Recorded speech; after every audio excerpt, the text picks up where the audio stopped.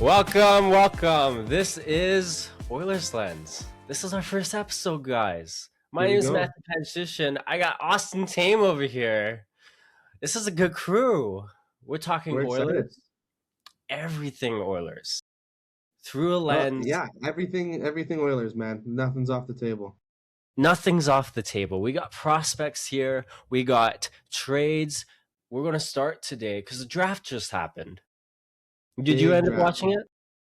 I did. I caught as much as I could with the wife and kids around and stuff, but I caught at least the first round and a half, and then from there we kind of tapered off a bit. I got to watch Edmonton's first pick, which was a big one, and then after that I was mostly watching through Twitter. But Yeah, and I mean, it went a lot faster this year than I think a lot of us anticipated. Like it started out slow. I'm like, oh, Justin Bieber again, and then yeah, I was it gonna went, ask you about that. How it do you went. feel about the whole like celebrity introduction idea?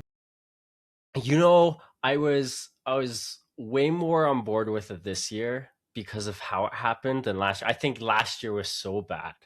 This year it was Do you okay. prefer like the previous draft setup or how it is now? Certainly the previous. But I Yeah, also think there's like no win scenario. It's kind of tough. the draft is just a weird spot for sure. Like it's one of those things where you don't necessarily there isn't like a perfect solution for it. I don't think it's kind of yeah, it's a weird setup, but I think they are doing kind of the best they can. Um, but yeah, no, I do miss the old way as well. Seeing Dubas with all the phones and like Yeah, that was always fun to me having everybody on the floor. But um, I don't know, it was entertaining. Like I thought that it was nice to kind of get a little bit of like a behind the curtain view of listening to some of the interviews with some of the players after they were drafted, which is something we don't necessarily get as much of with the other way the draft was set up. yeah. No, for sure. And but how the draft happened this year? I mean, I'm gonna list the picks that Edmonton made, and you give me a grade on what you think, and we'll kind of go from there. So Let's do it. second round, Edmonton drafts forward Rudolph Burscollins.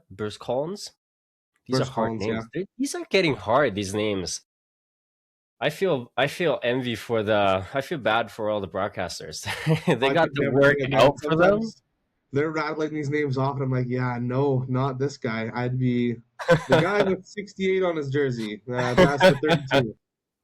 right? We got third round Malcolm Gastron. I know a little bit about him. Andrew Robinson was done in the fifth round. This guy's a defenseman. Caden Harvey, another forward, and Ryan Cameron is the seventh round pick. That guy's a goalie.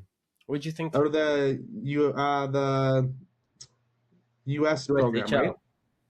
Yeah, Yeah. yeah.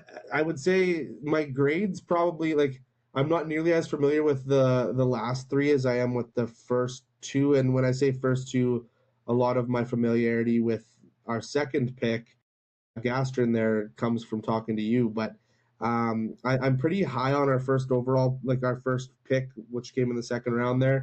I think that we got him way later than we shouldn't have probably been able to get him when we did. I think he has a high likelihood of turning into something that we see on the NHL level. Just with his style of play, like I could see him very much being like a Dickinson replacement in 5 years. Like just that defensive grinder, big body, makes everybody not like to play. I think there was a quote on Elite Prospects that said he makes other people not enjoy playing the game. Yeah. Which that's like music to my ears. So for him, I'd probably be saying based on where we got him, I'd say that's an A. I'm very confident that that's a strong pick at that number. And Mm-hmm. then from talking to you, like Yastrin being that high upside player who he's very young but has a high ceiling. I would say I'm excited to see if he turns into something. But Mm-hmm. other than that, I'm not familiar enough with our other picks there to give much of a grade. But um, overall in the draft, I'd say Edmonton probably ended up with about a B. For what it's worth, they traded Sam O'Reilly, and the first thing they did is they got a replacement for him. Yeah. Um, there's some high praise from Elite Prospects does a phenomenal job. If you don't follow their work, they now got 100+ scouts working for them compared to what they were 5 years ago. They're like the professionals of the professionals in the new style of scouting, adding the analytics, and they're so narrowed down to this formula, and it's fantastic. And It's they like put your out. favorite thing in the world. All this, like, it's so deep. You can talk circles around me when it comes to that stuff. I was looking through the Elite Prospects playbook there of the draft, and you're 100% correct. The depth that they can go into each prospect is astronomical. Right, and I do my own work. Or at least I try to do a lot of my own homework on these guys. Of course, I'm not going to know off the bat fifth, sixth, and seventh round pick, but Gastrin I'm a slight bit familiar with because I've already heard a little bit of the scouts even before the draft. And then Burskins, you're able to do a little bit of study. And I did a little bit of homework right after the draft to see kind of what it is that the scouts are seeing. um, so you familiarize that way, but there's some high praise here. A lot of scouts I have here because I did some notes. Look at me. Scouts see strong likelihood of a 3C if development continues.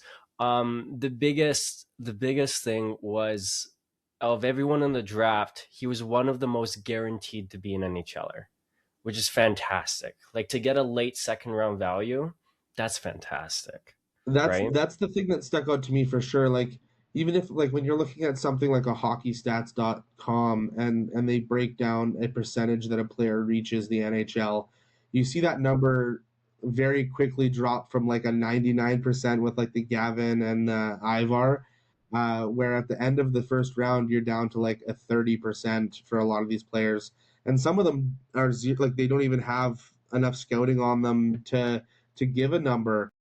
Then Hmm. you get over to Rudolph's there, and he's sitting at like a 30%. So um, that's a really promising thing to be able to grab that late in the draft, where there's a lot less of that around where we got him. So Right. And scouts have the work cut out for them. Like I love NHLE and especially the way that's going now, but they're still missing the opportunity-esque part of this, what it is scouting. So like you can get two prospects and they could be the same type of player, but if one plays second line and the other plays first, only one gets power play time versus the other. That doesn't mean that one's better than the other, but all of a sudden the NHLE is way more favorable for the one. So those absolutely, things need to be taken into account. NHLE doesn't do that, right? like even like NHL Central Scouting, if you looked at their prospect ranking, they had Rudolph's at 30th overall. Yeah, Um, Ahead of guys like Vanacek and Eriksson and yeah. Fedoseev. Like, these are guys who went quite a bit ahead of Rudolph's, and we snagged him at 30. So that's 23 picks ahead of, or yeah, 23 picks ahead of where we got him. So can't And it's can't complain about that. it's a little ironic too, because you know I think the NHL is leaning a little bit to when you're picking players, you're going for the best guy available, and that doesn't necessarily mean like this the floor is so high. Like you're trying to go for the high ceiling, but when it was our turn to pick, that was pretty much the highest ceiling, highest floor guy, and And we took him. We took him. and also It's great. something that I feel like is a need for every team. Like, that 3C role is so important in the NHL, that strong anchor to the middle six there, um, that just really is able to be like that shutdown line, that reliable line. And we have that in Dickinson right now, but 5 years from now, I sure hope we don't have Dickinson there anymore, and now we have a guy who's able to kind of step right into that, and that's an exciting thing to have. So I do want to ask you though, when you did reference like the new kind of draft strategy is like best player available. We saw some teams stray away from that a little bit in this draft, and the one that sticks out to me is like a Caleb Malhotra at pick 3. I definitely don't think that he is the third best player in this draft, but we see a team like Vancouver kind of go get their guy. Which side of the coin are you on that? Would you prefer your team to draft best available, or fill a need, or find a player that maybe you're really high on? I would personally, I don't think there's really a scenario where you shouldn't draft the best player available. That I agree. said, I also think there's like contextual things where if you find you have the opportunity to move down and then acquire two assets at once, right? You're picking the guy that you need who's also really good. Like let's say Reed. Let's be in San Jose's shoes, for example. They didn't outright need Stenberg. Was that the right choice? Oh, obviously. I think But Stenberg's better than McKenna. Mark my words here. I agree, and there's a lot of NHL scouts who agree with you too. But if San Jose could have picked Reed, and this is probably not the draft to not pick Stenberg, but let's say there was a guy that was a little less than Stenberg, right? Would you not trade down to draft Reed, and now you had two assets, right? 100%, right? Like, and I think of like you like, maybe I'm crazy here, but I said this before the draft started in our group chat, that I think Reed is the best player in the draft. Uh, Ooh, ooh, and that's a hot take. I've ooh, that's a watched hot quite a take. bit of Reed, and I think he's going to be an absolute stud. Um, like, you got to imagine that a team like Hot Seattle take would alert. have. Hot take alert. Just saying. Hot take alert. Okay, so the last time I had a hot take about a prospect like this was Bedard, and I said Bedard isn't a generational talent. I agreed. Um, Yep. and I got absolutely flamed for it. Mm, Everybody's like, "This guy does not know puck." mm. We're now what, 3-4 years into his career. He's not a generational talent. Um, I was, however, extremely high on Celebrini, and look at what he's doing. Right, so I feel like I'm pretty good when it comes to just using my eye test, and I really really liked what I saw from Reed. Him dropping to seventh, I was super shocked by, and I do think that, like, if San Jose could have parlayed that second overall pick to someone like Seattle, so they could have got their Ivar, and you get a Reed plus plus, like, you got to think that would have been a much bigger swing for San Jose than adding onto their already extremely deep young prospect pool. And they're really deep. They're going to be this fantastic team for a It makes me while. sick. It's it does, right? And just going back a little bit to Anders, we got finished off about the second round Yes, pick I'm of sorry. Edmonton I'm sorry. on Rudolph. Here's a little bit more on what I ended up getting from him. Is he's an all around skill set. 8.5 out of 10 defensively. This guy's only going to get better in that aspect. I think a lot of people are aware now, based on all the things that got flooded into the Twitter space and the media space, is that this guy is just an absolute dog to play against. You hate playing against him. He's 6'3", 204 pounds, left shot center. His comparable is Nick Waugh. So Yeah. he's not a poor skater. I wouldn't say that's necessarily a strength, but he has a subtle bit of offense, enough offense to get by. This guy's a sure thing. He's fundamentally very secure. Um, Additionally, like the majority of his creation is built around moving the puck from the wall to the middle, leveraging his contact skills and vision to create chances. That's Yeah. major. Beautiful. That's major right there. You're going to see a real pattern with Edmonton specifically in how they draft. This is now 2 straight years under Bowman that they've drafted very similar players. They obviously are very, very keen on a specific play style. And even in the players that they're acquiring in free agency, in trades, they also match this specific play style, is taking from the boards and bringing that puck back to the slot. So just keep an eye on that.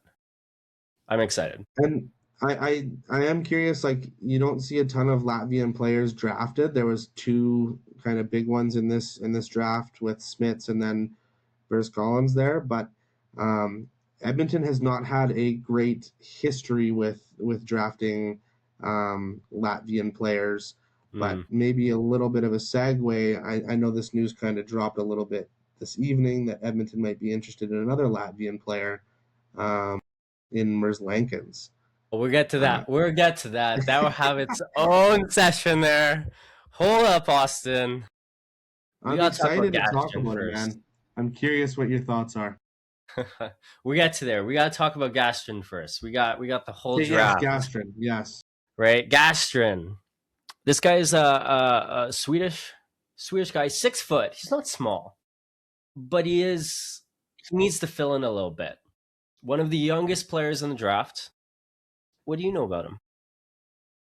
I think that the when I was kind of doing the eye test and looking into him after me and you had talked a little bit, it did stick out to me. 12 goals, 30 points in 19 games on the U18 team.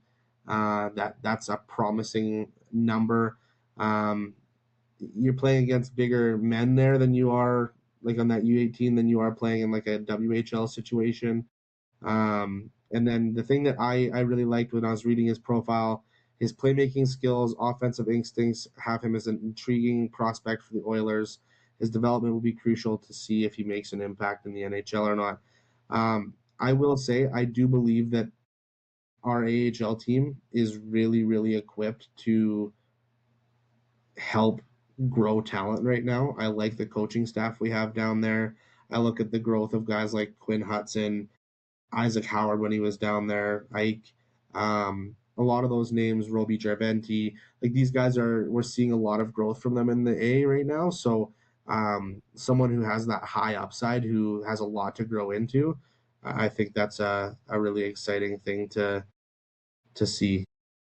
Right, and he's going to be doing a lot of the same things, but I love that making aspect to him. He's not necessarily poor in any, maybe he's kind of a complete player, but he's got that subtlety specifically in the playmaking aspect. Again, he's strong on the boards and he's bringing that puck to the slot. A little difference between Gastrin and Rudolph. I'm going to struggle with that name. I'm already struggling with that name. Burrs Collins. Burrs Collins. Yeah, Burrs Collins.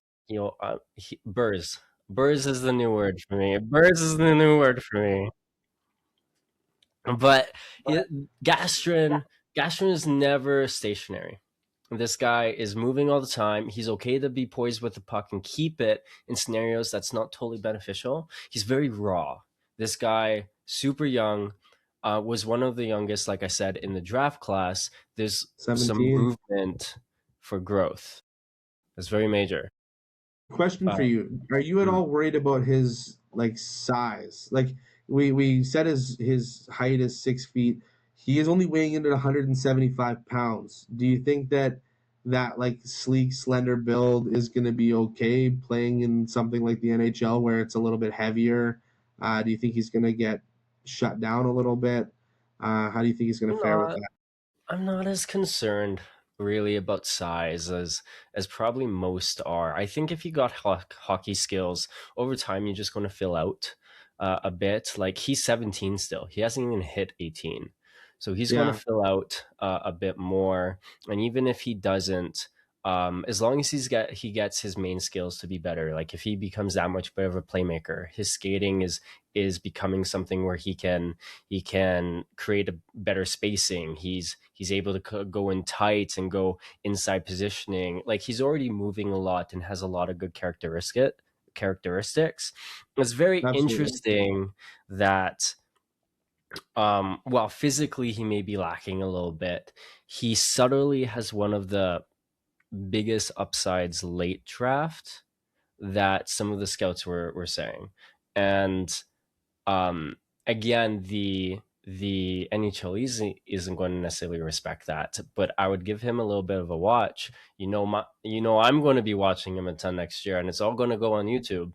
But it's I think this guy's a little bit more exciting than what meets the eye, personally. Absolutely. I also I didn't catch like I didn't watch them yet, but Edmonton did release an interview with all of our draft picks as it was the start of our development camp today. Hmm. So I need to go and catch those and see what the guys are saying. But I do see a quote here from Rudolph's from his interview here. It says, meeting all the new guys and some of the guys that played in the AHL, people that have been through what I'm going through, and hopefully get some good advice from them. I haven't watched the interview, but seeing a kid who wants to learn and wants to grow, that's always something that kind of is exciting to see. Like you want that person who wants to be the best they can be. So Yeah. And in the Oilers organization, I'm pretty sure if they don't, I'm pretty sure they do. They put the most budget towards growth in the organization of all organizations. So like there's going to be opportunity that they if they need um, some development coaches, if they need any kind of help, they're there. The communication is strong, and this isn't the team that was during Holland's era. This team under Bowman, actually underneath the hood, is running really, really well. So no, I I'm not agree, too and concerned like about that. we've done a good job of kind of putting people in positions to succeed the best possible. So like we've talked before about like some of the scouting that has been moved up, the analytic guys that have been moved up, things like that. And I do agree that under the current way things are going, we've seen a lot of things go in the right direction for Edmonton, much to some people's disagreement. Right? But And you're more than welcome to disagree. Please disagree. We give yeah, our insights and our point of views. This is hockey. Put it and put I'm it a all on homer. the ice, right? I'm an absolute homer. So Robinson is this left defenseman. yeah, He's interesting. Like sneaky. interesting. What I found, and you let me know how you feel about these guys, Austin. What I found was, are you familiar with Barnett that Edmonton drafted last year? Yes. Okay.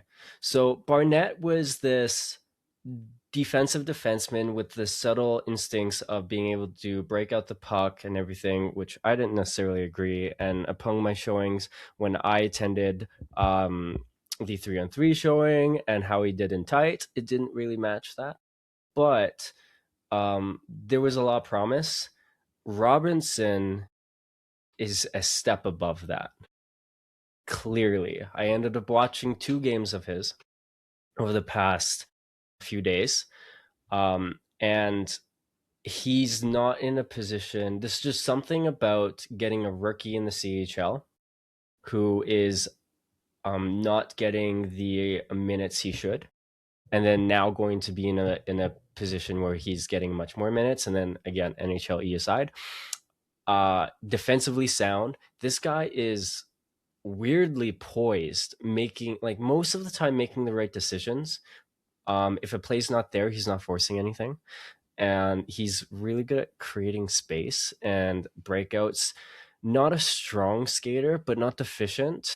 And despite some opinion about defensive ability, I didn't see lacking defensive ability when I watched him. Is that No, something and that could be an NHL player? I very much think so. I have read up quite a bit on Robinson here from Oakville, Ontario. He is a sizable guy at his age with 190 pounds. So he's a bigger boy. I think the thing that stuck out for me the most when I was looking into him was everybody was praising his gap game, and that's Mm, something that, like, as we've listened to what Babcock has talked about, what he wants this team to be, and kind of the trend that we're heading for this more aggressive, like in your face type of defensive style. Having a guy who's able to still maintain gaps effectively. Obviously, he's a ways away from making the NHL, but that's a really exciting thing with gaps. I think that's positioning in general is probably one of the hardest things for a defenseman, and keeping his gaps and being able to stay in that right spot is really important. But I also read that scouts rank his skating ability and hockey sense as two of his strongest skill sets. So I'm curious to hear. You said that you weren't blown away by his skating necessarily. But I'm looking forward to kind of digging a little bit more into that. I think Well, that he's a good two-way defenseman. I think that's yeah. it's his game is so subtle that I don't see his skating being like a strength. Like if we're comparing against the NHL caliber player, I don't see it as a strength right now. Like he may be like slightly even below average, but for a prospect in that fifth round, he's not struggling, and No, he's mechanically correct. It's very easy for him to get stronger there, as I expect him to get stronger, and that may be a strength of his. And his hockey sense is very evident, very evident. I Um, was reading quite a bit saying that he is really good with his first pass as well. He can very, transition and move the puck effectively. So I was I again, was shocked. I was very shocked because he's a very consistent player. And this all comes as a surprise because this guy's a fifth round pick. He was a yeah, very consistent player, and you would like for him to join the rush and stuff a bit more, because he I would say if he doesn't join the rush, I agree with a lot of scouts. This guy's probably not going to be an NHL player. right. But if he joins offensively, they think he's going to be a third line player. And I think that may be underselling it a little bit because he's just so smart. Like we're noticing guys like Emberson, who's doing what he does, and I see Robertson, and I'm like, the hockey sense, and he's still very good defensively. He's moving the puck better than Emerson now. So Yeah, I would agree. it's if he can bring a little bit more consistency offensively, I think there's a really this is a good pick for the fifth round. I Actually, agree. I agree. I think that you hit the nail on the head in saying that if he can continue to kind of progress and really chip in with that offense and move more with the rush, you can see a real player there. yeah. There's a video I posted too on some highlights of him just knowing to be in the right spaces, doing that first pass, not forcing anything. Like you get frustrated with the plays that Nurse does from the point. That's not Robinson doesn't do those. Like he's a very 2026 style defenseman, and you really like that. Going to this Caden Harvey guy, I don't have a Yes. lot on him. I'm really Hey, I relying on have a elite little bit more. prospects. Oh, you Listen, do. There we go. One guy came prepared. I Austin. watched him play a little bit actually. He plays for Windsor, the Spitfires. Um, A I teammate then of in Robinson, right? yeah, they're teammates. Sick. Yeah. Um, the so when I was doing my research into him and watching, he's committed to going to play for Penn State. So he's going, which we've seen a ton more players going to the NCAA. It's seeming like it's the more preferred route now for prospects rather than the WHL or one of those types of leagues, which is interesting. But a quote that he said that stuck out to me a lot, and I'll read it verbatim. He said, "On the ice, I'm a high compete player that will do anything for the team. I can put up points using my shot and playmaking ability. I feel my best strength is my speed. Off the ice, I'm a good teammate. Fair enough, cool." That last part is what Hmm. really sticks out to me. He's fast and he's willing to get in there. Bruce Kurlock said that he is a really good pick, a little inconsistent in his play, but curious to see how he develops. I, I would say I'm pretty high on this kid. I think that he has some real potential. He has some consistency issues. He has some defensive and positioning issues.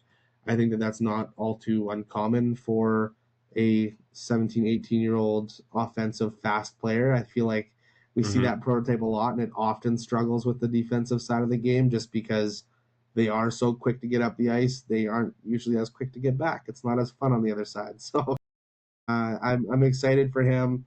Elite Prospects said some really good things about him. Um, I'm curious to see what he can bring, but it is an interesting pick for me for sure.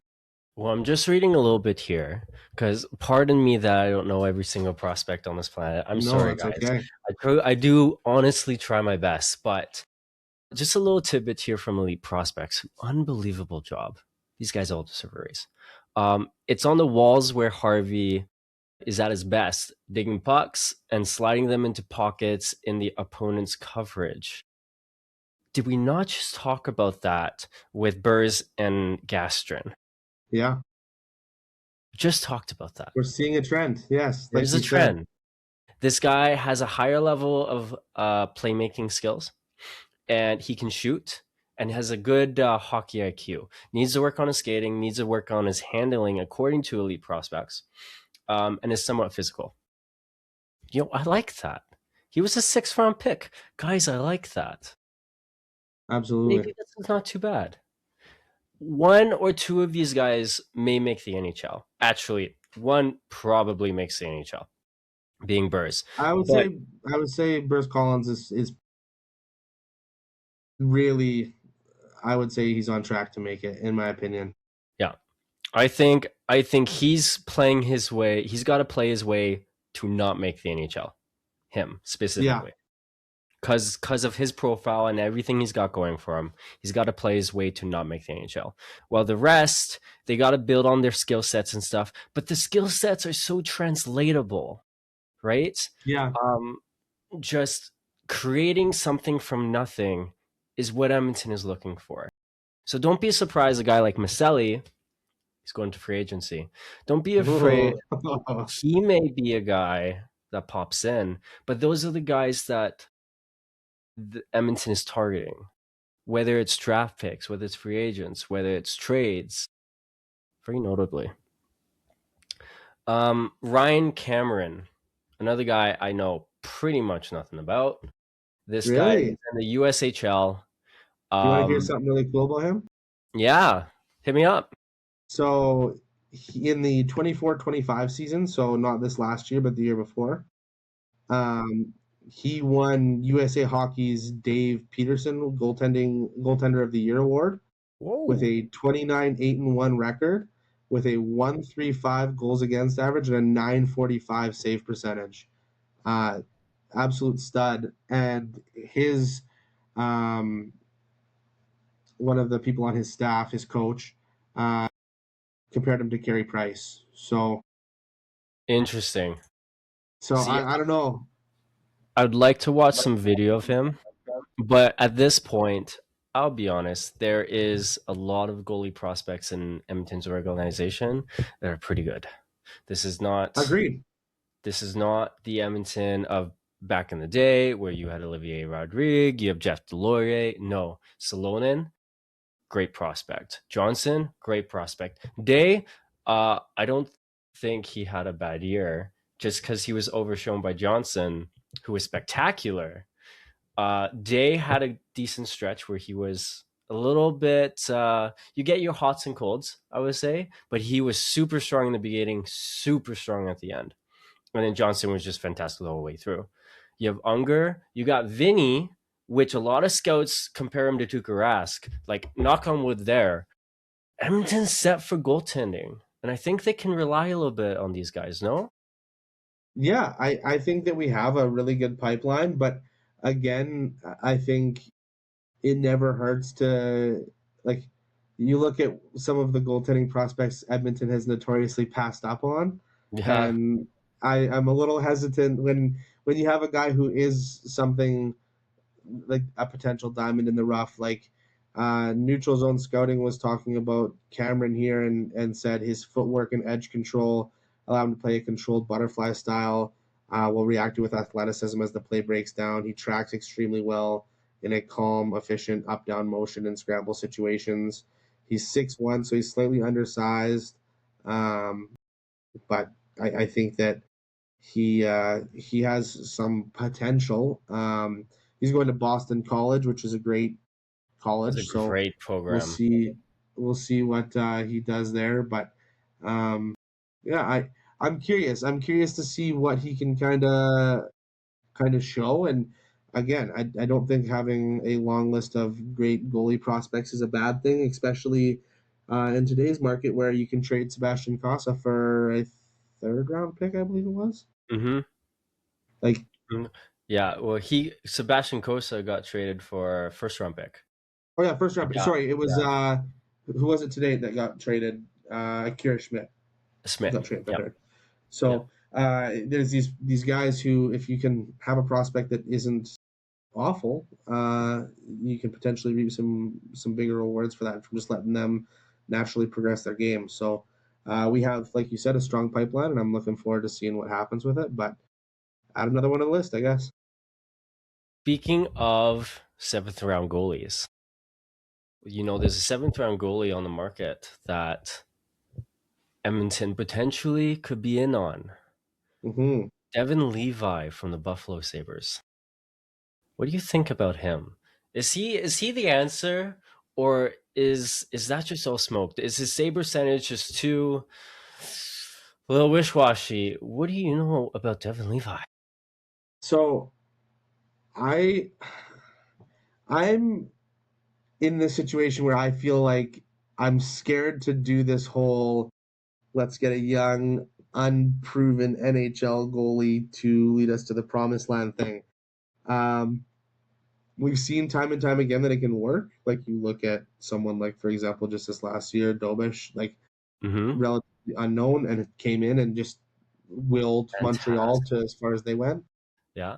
I'm scared, man. I mean, it can't get much worse than what we've had, but I don't have a ton of info on Levi in the sense of, from what I understand, a majority of his career has been in the AHL. Mm-hmm. Um, he's played 30 odd NHL games. Um, I'm higher on other picks. I know Levi is your guy though. We all remember the World Juniors, and I still track him. I watched half a dozen games of Buffalo this year because I still thought Edmonton was on his radar. Hey, maybe I'm good at what I do. You've told me Maybe, before the season even started that Edmonton was interested, maybe. so I'll give you And props there. Buffalo's situation is awful for him, and their defense garbage. Whether it's in Rochester or Buffalo, the save percentage doesn't do him justice. I recommend you guys watch him play. Just simply, he's a treat to watch. A player I compare him to quite a bit would be Swayman, and I Okay. don't say that lightly. I do not say that lightly. Like, give him a much better defensive environment and just let him play. His Every So goalie is going to have some issues. So my But question for you is, what would you mm. give as his biggest strength, and what would you give as his biggest weakness or area of opportunity? So his tracking and edge work is elite. It's top notch. This guy does not know where the puck is. What I would say is his weakness, and I think it's really a challenge for most guys his size, is rebound control. But with how good Edmonton is at protecting the slot, and despite a lot of opinions, they happen to be pretty good at protecting the slot. He does very well. He doesn't let a lot of pucks go. It's just when shooters are very smart in the NHL, he's probably going to give a little bit off to the side.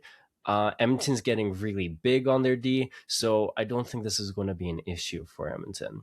He's getting a lot of the pucks that need to be saved. He is saving, and he's really good in tight. This guy is so athletic and tracks so well. When you think he's out of position, he gets right back into position. This guy's We love that. fantastic. So another question for you then. Another goalie that you were quite high on was Casa. Hmm. How would you say Levi stacks up next to him? Well, Kosa, I actually like Levi more than Kosa. Okay. I was aware from watching Kosa a bit what his environment was in the AHL, which was just really good. So the save percentage may be overvalued, really how good he was, but his floor is very high. Like I think it projects higher than Levi because the guy is 6'5". He's very athletic. He's mechanically kind of more or less correct. And I think he'll be a decent starter. He just reminds me a lot of Skinner, maybe a tad bit better. And he may even become like an Ottinger style. And Ottinger is one of the most overrated goalies in the NHL. I have no issue saying that, but yeah, hot take, guys. I I know, I respect it though. know. I went against you before the playoffs started, and I was like, "Oh, Ottinger's gonna have a great year," and then he got caved in. So, I mean, I can admit when I'm wrong too. And then so, what do you think it would cost Edmonton to acquire a Devin Levi from the Buffalo Sabres? I think probably just something as simple as a fourth, fifth round pick. Even if you over I don't think it's going to be an overpay. If you end up getting the guy of your future, you can pay anything you want, and that's your guy. But a third round pick, nothing higher is going to be required. I looked at the history for all goalies who are 27 and younger. Really, any guy who was a rookie, and there's only 4 goalies who was ever paid a second or more. 5 now, being Kosa. So So, do you think that there's a world where that Kosa trade maybe inflates the market for these young goaltenders like the Levi's and the Montembeaus? Do you think that that could be a situation where that price just got raised? it there's always a scenario on that. These GMs, they're just getting smarter and smarter. But I do think that Utah also is like they're on the clock. Are they going to make this decision? Are they not going to make the decision? And at the end of the day, they just made that decision that they're like, this is kind of the guy that we want. I don't know if we wanted to wait for Herbold to be our guy as the backup. If you're familiar with Utah's goalie environment or goalie prospects, and so they took him. I think Edmonton should be okay. And so my other question would be if it's something as little as like a fourth round or a third round pick, um, why haven't we done it yet? Why do you think Edmonton has waited to pull the trigger on something like that where the cost is low, the cap is low? Um, it seems like almost a no brainer. What do you think is the holdup? I think the holdup probably is Buffalo. Like they're going to be looking at all of the options that they possibly can. It does make sense to give it to a non-conference team, being Edmonton. We're not in the Eastern Conference, but um, there's no rush. I think for them to move on from uh, Levi. I think is he an RFA? Let me take a quick peek here. Because if he is an RFA, that kind of changes. We may see something done really soon. It has one more year. Okay, he has one more year, so he's still cost Yeah, controlled, yeah, and one yeah, more year at 812,000. so they can take their time with him, wait for the best offer. But at the end of the day, I bet Edmonton's probably going to be the best offer. At the end of the day, Just one thing that popped into my head when you were just bringing up RFAs. There is a couple really big RFAs that haven't been qualified, and we are, at least where I'm at now, we are July 1st. mm-hmm. No, we aren't. We're June 30th. We're I recording lied. June Tomorrow's 30th. July 1st. I looked We're down the recording clock and this. saw 12 midnight, and I was like, oh, we are July 1st here. So we are less than 24 hours away Mhm. from seeing some very large names potentially not signed. I know it's a little off topic, but do we see any offer sheets, Matt? What offer sheets are you talking about? Who's these goalies you speak of? I'm not even saying just goalies, brother. Offer sheets. Well, Edmonton can't do too much because they don't got their first. Well, Edmonton can do a large one Well, because can they? they only need the first round picks in the next 5 years. So they could offer someone like a Robertson like Is that a 14 subtle million hint? a year. Hey now, I'm hey just saying now. it, I it would love it's a a real Robertson. possibility. And as far as I was aware, as I stepped away from all of this insider stuff a while back during the season. But last I heard, Robertson was a name that Edmonton almost acquired. Last I heard. I did hear that as well in the circles around Edmonton media and coming from the team and such. But Mhm. um, with Edmonton, I'm just pulling it up here. They are able to offer sheet. Um,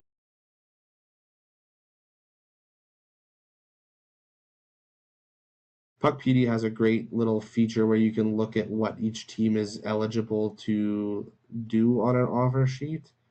Um, But Austin, Dallas isn't taking an offer sheet. They don't want the four first round picks. So then what? but they also don't want to pay Robertson. They also don't want to pay Robertson. That's right. And guess Could what? If there you be? offer sheet Robertson and they end up matching, do you know who that makes it so they can't? Hmm. Bork. Yeah, Bork's pretty good. And But he's also eligible for offer sheet. oh, you're saying we target Bork.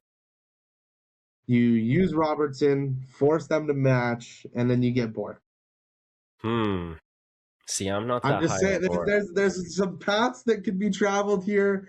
Elliot Friedman did say he expects this year to have quite a few offer sheets. Interesting. So I'm not saying it's necessarily Edmonton, but I think offer sheeting, as much as it hurt Edmonton in the past, thanks St. Louis, um, I think that it's a pretty cutthroat aspect of hockey, and I'm excited. I think that I'm all for the drama. Give me the drama. Well, there's nothing more cutthroat than an offer sheet, and I could see offer sheets going off this year. They're especially for Dallas. Are they not the hottest team right now because of Robertson? Well, I would say Like, they probably have the most interest for sure. Like but with when you Bork, got to think, yeah, Harley, there's like questions there. this Connor Bedard is an RFA. Mm, Do you see a team do like a $20 million offer sheet, like one of these low cap teams hmm. that just like you either screw Chicago forever Seattle. or you get your guy because you're on the cap floor anyway, right? You've got Leo Carlson's an RFA in Anaheim. Yeah. Um, you've got Trevor Zegras, Adam Okay. Fantilli. Uh, Austin. I got a question for you, man. Shoot, man, shoot. So Jason Robertson, I like that guy. I really like that guy. You think it's I know possible? you Do do. you know what they're asking for Jason Robertson? I don't have an exact of what they're asking, but I can tell you that their ask has went down. Um, the ask has went down since they have kind of been able to realize that finding a spot for him is going to be a lot more difficult. So difficult. Um, I also think that there's an element of time, and with these teams with a large amount of cap, having the ability to do these offer sheets, I think that there's an element of fear for Dallas that if they don't get something done within this next 24 hours, their franchise is in a very vulnerable spot. You see someone like Vegas was in a similar situation with Dorofeev. They were able to get a trade done for him. Um, they were also feeling that burn of they couldn't sign him and also couldn't afford to lose him for free. So I'm curious to see what happens. Um, if it was something like an offer sheet, you would be happy given the 4 first round picks, wouldn't you? Yeah. Well, Austin. A first. They're asking for Rantanen all over again. They want Oh yeah, a first, a second, and a Stankoven. wild, right? That's what they want. Okay, so I got a question for you. Does Edmonton have a first? Do they have Yeah, another first? Do they yeah, have a second? yeah. Do they have a potential top six vote? I can think of the Iceman fits that bill. I think the Iceman can fit that bill because, and hot takes alert, guys, we are hot takes today. They don't have many suitors for Robertson. Robertson gets the pick of where he wants to go. And we know that Howard is highly regarded around the league. This man can score. This man can skate. And he's a coach's weapon. The coaches love him. This guy is a full two-way player, or at least he tries to be. He's very young. Like, there's a lot of reasons to love him. Even still, Edmonton could add to that, but I'm just saying, could that be a piece that helps Dallas acquire something else that replaces Robertson? Who knows? I think that they're close. If Edmonton was in on Robertson and we saw that happen, it would happen today if it happens, or I guess technically tomorrow. But if that happened, I live in Manitoba. I'm booking my plane tickets for the parade Oh man, in that advance. beside Draisaitl, Um, that beside McDavid. you have McDavid, Draisaitl, Robertson. Like that is a level of wealth that I don't foresee Edmonton to have. Mhm. But man, would I be excited if they did. Unfortunately, I think that the ads that we're going to see are not that large of names. Um, I think Edmonton. I think Edmonton tried to kid glove the Nurse situation at the start of the Nurse situation a little bit too much. Mhm. Um, and so they waited and they waited and they waited, and finally they let Nurse request a trade rather than going and asking him to waive. These are all things to try and make it feel like a more comfortable situation. The Mhm. problem with that is it started the ball rolling of getting the trade done later than it could have, and now we're in a spot where we have a player who has 3 teams on his list, and 2 of those teams are out, and now we have 1 team, and we're begging him to open up his list more. Um, that has hindered us from being able to make some of the moves, and some of the moves that I think we would have been heavily in on um, if we were able to make those moves, which we need to clear Nurse first. Yeah. Well, Nurse, speaking of prophecies that we're trying to move this forward. I think mostly everyone would be stoked if we could move Nurse. Nurse being a 9.25 mil top 4 defenseman, highly regarded around the league despite the criticisms. I think we know that there's a package that can be done for Nurse despite public opinion. But it's a matter of getting that done. Anaheim has a deal in place that they would love to get done, but he doesn't have them on the list. Will this push through? Will he add Anaheim to that list?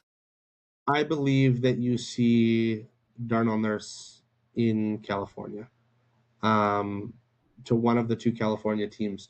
And the reason I say that is I think that we're naive to think that there's not a dialogue happening between Nurse's camp, Bowman, and potentially these other places as well. Like it wouldn't surprise me one bit if Anaheim or San Jose has been given permission to talk directly to Darnell's camp and explain what their thoughts of him are and what they see him bringing to their organization.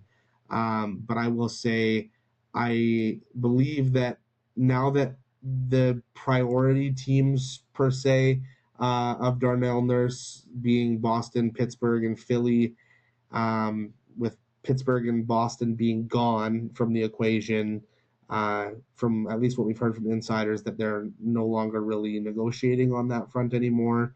That leaves Philly, and I think that all the parties involved know that a Nurse run back next year isn't really an option. There's been public noise about Nurse leaving for years now at this point, and I think it's finally come to a head this year. And I think that him and his family, they're people, and they want to move to a place where they're not hated. And I say that in a way like I don't feel that way about Nurse in the sense of like as a person, I'm not yelling things at him on the side of the road, but I don't want him on my hockey team anymore, and so Yeah, I'd be happy for him to move. But yeah. um, I do see it happening. I do see it to one of the two California teams, either San Jose or Anaheim. I would wish him the best, and I do hope for him to have the best. It's not his fault. Well, it is his fault, but it's good on him for getting the contract that he got. And for it's bad on Holland for doing it to begin with. Every player, every person is doing that deal. The issues moving forward. Now, I have a question. Isn't Mm-hmm. there a possibility that you don't want this to continue going on? Like you would like Nurse moved yesterday, but is there a possibility where teams aren't getting the Werenski, and all of a sudden there it opens up that Nurse is now the best D-man available? Knock on wood, right? The Does teams circle back around and engage in Edmonton at a later date? I don't. If I'm being honest, Matt, I don't think it lasts that long. I think you see Nurse gone on June 30th. I'll go out on a limb and say that now. Um, and I think that that may even be to the detriment of the Oilers. I think you may even see Edmonton take a deal that's less than ideal, maybe even with some retention um, to a team like Philadelphia, just to get the deal done. Um, Mm-hmm. I think Edmonton is very scared of missing out on opportunities in free agency. Uh, and right now, with the way their cap is set up, they need this contract off the books, and that was Yeah. the plan for this offseason. And I'll cut you off I, for a quick sec there, yeah, Austin. Just so the followers are listening to us understand kind of what's going on. So Philly gave an offer to Edmonton for Nurse, and they were asking for some retain back plus a player. Could that be Ristolainen? Could that be Tippett? We do not know. Um, but for people asking, that retainment was not as high as you would think. Maybe a mil, maybe a mil and a half, maybe. Right. And then Anaheim, they didn't need a retainment. They had a deal in place for Nurse. Nurse just didn't have them on the list of teams he would want to go to. Okay. Sorry. Coming back to you. I just wanted to make sure people no, listening were understood where things were. the clarification is great, and yes, that is kind of the situation. Is Bowman was kind of fielding all offers, and from what I understand, a deal was almost done with Philly. Um, then Bowman started getting some conversations from the California teams. Both San Jose and Anaheim both have offers on the table. Pardon me, and that slowed Bowman a little bit. But I also know that Philadelphia was inquiring about Werenski. So I don't know if necessarily both sides maybe got a little bit of cold feet. But the way I see it happening, Matt, is I think Bowman probably has a pretty realistic conversation with Nurse's team tomorrow and says, like, hey, are you guys going to open up? And if not, so be it. And if it's the answer is just a no, then I think you see Edmonton bite the bullet and do something with Philly. I would think if it was something like Tippett, there'd have to be some pretty drastic add-ins there from Edmonton's side. My guess would see a Ristolainen return there. It's what makes most sense for what Philly wants to do, and Edmonton has lost a lot of their bargaining power with the way this has went and how publicized his three teams were, and it's not great for Edmonton's negotiating power. Um, so that's what I see happening. I think you see him uh, asked to open up to those California teams, and if he doesn't, I think that you see something pushed through with Philly that's a little less than what Edmonton would have got with either of the California teams. At the end of the day, I think we can agree that in pretty much any trade, as long as Edmonton moves Nurse, they improve. Nurse Addition by was subtraction. addition by subtraction, and that's no insult necessarily to Nurse, but he wasn't a good. He was actually one of the worst PKers in the league. A lot of pucks bouncing off of him. We had 11 last year. That's more than all players combined. Yeah, what a stat that was. He's an offensive defenseman. This guy can't really play D. Shockingly, he can move the puck and break out of the zone, but he's inconsistent with it. And he's a volume shooter. He loves to take the puck and shoot from the point, hope that there's a rebound, and for us to get a high danger chance there, instead of waiting and being poisoned and getting the opportune time. So it'd be nice to see that moved. It would be nice to see that 9.25 shaken off the cap. And then Edmonton really just has mainly one contract that's detrimental to the team, because I don't think Frederic is as bad as people think. But today isn't about Frederic. I think Edmonton does move on from Nurse. I think we'll be okay there. I have confidence. Yeah, I think that deal's done, and I would hazard to guess it happens within the next 24 hours. I think you see Edmonton primed and ready to go for when free agency opens on July 1st, and I think you see maybe a couple signings from Edmonton right at the start of the free agency. Okay, period. but they have cap space now. They got 7.4 mil plus whatever they Is that may make. including after they've done the qualifying offers for our RFAs? Which RFAs did we have to qualify? We had Stastny, Doc, and Jarventi. hold up. I guess I need to fact check myself. We had quite a few that we sent qualifying offers to. Yeah, still 7.4 mil. Okay. Because those qualifying offers, they're not set in stone as the contract that they are.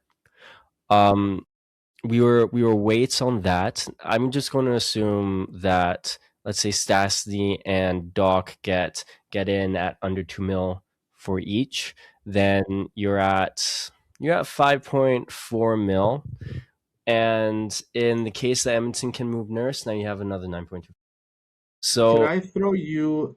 This might be a little bit of a fun little throw game me a you can play. jab. Okay. I have a list of players here who have played at least 8 NHL games who were not given qualifying offers today and are expected to hit free agency. I'm going to shoot these names off, and I need you to give me like a percentage out of 100 of how interested you'd be for them to be an Edmonton Oiler come July 1st. Does that sound good? Yeah, sounds great. Okay. We'll start off the list with Paul Cotter from New Jersey. 3 out of 10, 30%. Okay. Matthias Maselli. Maselli, 100%. Bobby Brink from Minnesota. A nice, I would say, 70%. Joe Veleno, Montreal. 0%. Jonathan Bergen, St. Louis. Some of these names are a little bit more. 50% for Bergen. Mark Gatcomb, New York Islanders. 0%. Maxim Shabanov, New York Islanders. 0%. Philip Khrushchev, San Jose. I'm going to say 0%, but not because he's going to fit real nice for a team. He's just not Edmonton style, so 0%. Donovan Serbango. 0%. John Beecher. Which one? John Beecher, Calgary. Beecher. 0%. Yegor Zamula. 40%. P.O. Joseph, Vancouver. I don't know who that is. 0% for Joseph. Michael Benning, Florida. 80%. Vladislav Kolyachonka, I don't know. Chanok, Boston? Dallas. Oh, Dallas. 0%. This is a name that was somewhat interesting to me. Philip Tomasino Tomasino 100. from Philadelphia. And then there's Carter Mazer from Detroit. Mazer. Yeah, 0%. And then Jordan Harris from Boston. And 0%. Yeah. So the reason I brought that up is because there's a couple names on this list. One that sticks out very highly to me of players that you have been notoriously high on for, I can say, at least a year. Starting off with Maselli. This is a guy who you told me you wanted on the Oilers like a year and a half ago. Yeah. Maselli was, he ended up going to Toronto. And if you're familiar with what happened, he was a top six player. Then he went back to the bottom six and went back to the mid six, and then went back to the top six. This guy's been all over the place. And in every single piece of the puzzle that he was in, this guy was producing. But he wasn't put on the power play. Or at least it wasn't put on the power play effectively. He had what, 2.06 points per 60. You know, the average top six player is getting you about 1.8. That's solid production. This guy is a high-end playmaker, good defensively, just great transition play. There's no reason why this guy shouldn't have been there.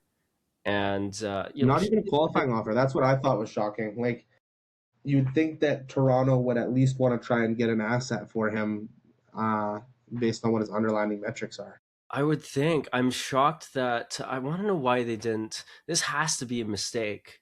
Like, teams are going to be interested, and Edmonton should be right off the top because this guy is exactly what they need. You know what Edmonton struggled with last season?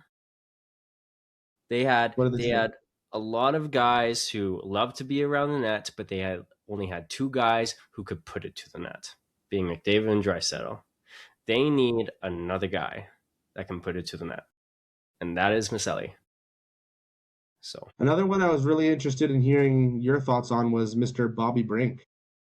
Brink is a speedy, needy kind of guy. He's I don't know why he didn't get. He's like a perfect mid six player.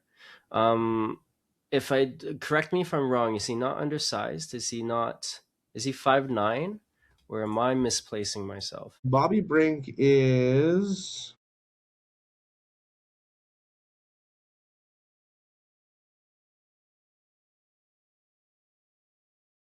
Bobby Brink is a Yeah, 5'8". 5'8", 5'8", 169. 169. But he did well. Like in situations where he needs to perform, I don't see any issues there with Bobby Brink. I think teams are scared at having too many players who are maybe under 5'10", and Edmonton only has one. They just have Savoy. You could argue Howard, who is 5'10" himself. I personally don't think he's going to be here that much longer. They could. Yeah, there's Bobby Brink right there. You know, WAR is a fantastic stat, giving us a lot of insights to what players are doing from around the league. It's not everything, but there's a lot there for him in his play creation. He's even a decent finisher. His defense and offense, you know, there's just a lot of like there. I think that he would be a good guy, but I understand a lot of the teams and their desire not to have guys who are so small and having too many of them. But he's a gamer. I like him. 70% for me, I think I said. Yeah, you did. And another guy I was curious to kind of get a little bit of insight from you on was a defenseman, a bigger kid, Mr. Zamula. So Zamula, once you get to the defenseman, where the situations that they're put in really matter. Um the he's a really good defensive defenseman. It would be really interesting what kind of cap he comes in under. 1.7 But mil is what he was at before. yeah, just a solid defensive player. I think Personally, I don't think Edmonton's necessarily needing defensemen even after they trade Nurse. But if he was added, I don't think that's an upset add. I just think there's a lot of guys like them. There's a lot of guys right now that are really good defensively, but a little lacking offensively. Edmonton has someone who is very, very good offensively. This guy can move the puck, probably among the best of them in the NHL. And he's not in the NHL right now, but he should be. So Atro Lepinin is a name I think that you guys will hear a lot next year. He was extended. He will be here for one more season at least, and just be prepared for some training camp. He's certainly better than Stastny. I think he can fulfill on that third right lefty role. And so with Arturo Lepinin, he, I feel like, never really got a chance in the NHL. Well, he didn't last year at all. I think he Mm-hmm. played some preseason, but never played any regular season games. Mm-hmm. In his 53 games with Bakerfield last year, uh, a really, really solid 38 points. Like, Led all rookie D-men. He was fantastic. as a defenseman, you're seeing this kid down there putting up 38 points. It's got to be something where you're sitting there like, hey, I don't know, like that might be something that I'm heavily interested in seeing with the big club. And I agree with you. I wouldn't be surprised one bit to see him win a spot out of training camp over someone like Stastny, who we did give a qualifying offer to yesterday. I just think that Edmonton should look a little bit more internally sometimes with the players that they have because they're players, right? Astro Lepinen is not the fastest guy, but his edge work and his agility, his ability to move around the ice is fantastic. Just his top speed isn't quite at like he's no Heiskanen, he's no Makar, um, he's no Stastny. Apparently, he's pretty fleet of foot, but his ability to move the puck under pressure, his ability to in offensive zone, he's a wizard. He looks like a lot of Lane Hudson, like a lot of Lane Hudson. And I don't want to thrust that out there as like this homer who wants every player to succeed, and all of a sudden every player is this elite player just because he's playing for Edmonton. This guy has game. On the defensive side, he's a little suspect, but he's a lot less suspect than you think. I ended up counting quite a bit of his counting stats and like the shots against that he would allow versus the shots that um, he would garnish. And in the playoffs for Bakersfield, Bakersfield was outshot like 20-5, and without him on the ice, and then with him on the ice, it was like 15-3. Like Wow. the player there, and he's going to have his blunders defensively. This is very Bouchard esque as far as the blunders that sometimes can happen, and the consistency I would say in his decision making when moving the puck sometimes. But I think that's a little bit more in adjusting to the game per se, as opposed to his specific skill set. There's obviously a player there, obviously, Yeah. and he looks unreal. Bring this guy to the NHL. So one last thing I wanted to touch on before we wrap up for today. We talked a lot just now about some of our RFAs. I want your input on who you feel were people RFA wise that we were happy to get. We let go of Matvey Petrov and Josh Bloom. We did not give them qualifying offers, but we did give Owen Michaels, Spencer Stastny, Colton Dock, and Roby Jarventi qualifying offers. Who are we excited about? Who are we meh about? And who are we kind of like, this wasn't even a necessary thing to do? Well, if I gave you a list of all the players that I wanted to stay on this roster and all the players I wanted to be removed based on the RFA list, or even UFA list, Edmonton nailed it. Um, Beautiful. they are keeping Yarventi, but they're keeping his rights. Yarventi is going out to Europe. Owen Michaels is a nice two-way forward. Looks exactly like Derek Ryan. Is like the Yeah. perfect comparison for him. If he doesn't ever play in the NHL, I'm not upset by that. But this is a guy who's going to help your players develop in the AHL, and that's extremely important now. The other list of names we have here, just sorry, a little Colton Goff and reminder. Spencer Stastny. Perfect. So those guys, I think people should give Stastny a little bit of a chance, mainly because like he was situationally in a tough spot. Woman had a disaster year during the season before he abruptly was Edmonton's best defenseman in the playoffs. I think that's a little bit more of Wellman that we're going to see later on. But to Stastny, when he was with Emberson, 55.1 expected goal share, plus 60 goal share. He was outstanding in Nashville. On the war that was showing on the screen, I was monitoring him during the season. At the time that Edmonton acquired him, his war was in the 70, 80 percentile. Like he was doing work there in the top four for Nashville. So expecting him to be something pretty good there in the third line role for Edmonton. Plus he's reliable in the PK. He's not taking penalties, reliable offensively, can move the puck, and he's a lot more solid defensively than that's giving credit for. I'm not upset by this. He's I cost think the one thing control. to really keep in mind here too is you got to look at his teammate percentage. Like I do believe that as a D, like I think that teammate percentage is more important in my opinion on a defensive pairing than it is on a forward. In Yeah, the sense of a defenseman can look really really bad if they're playing with another defenseman that's bad. exactly. Yep. He's And going to be so subject to circumstances very highly.